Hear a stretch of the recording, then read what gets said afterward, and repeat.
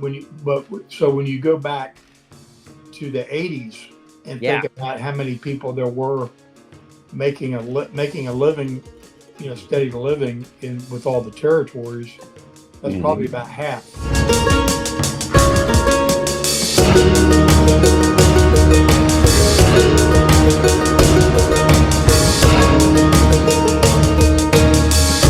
Yeah, no, it's out of hand. The bubble's going to burst at some point here. It's got to. When it comes to WWE and stuff, it's good they're making all this money and it's successful and everything to that effect.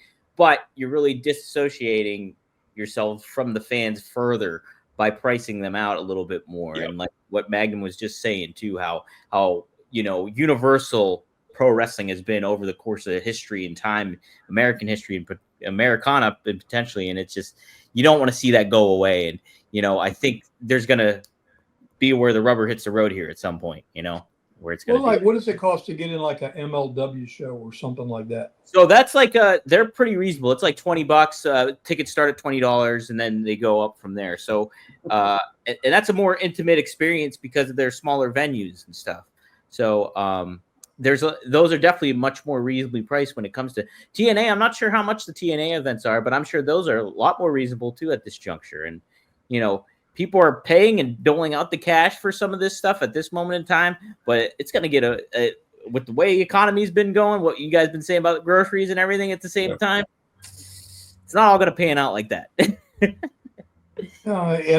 again, I think it's fantastic that there's guys making millions of dollars and those things. That's fantastic. But I don't know how many people. I don't know, between the roster at WWE, NXT, and AEW, I don't know how many people that encompasses. You got any idea how many people are employed between those groups? Yeah. I would have to. It's got to be. I would have to. Oh my gosh, we try to think about that. I would say roughly over 300. Right? Does that seem like too high or too low?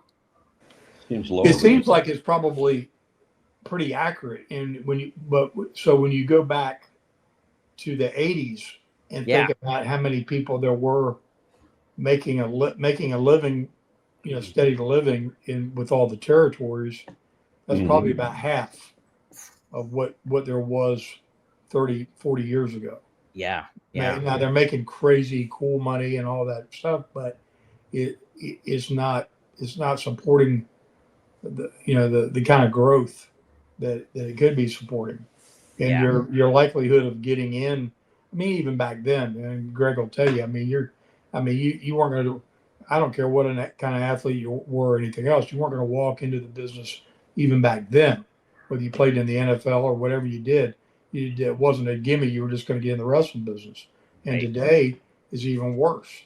So it's tougher for kids today to have that dream than it was 40 years ago. Right. Oh man. Yes, it is.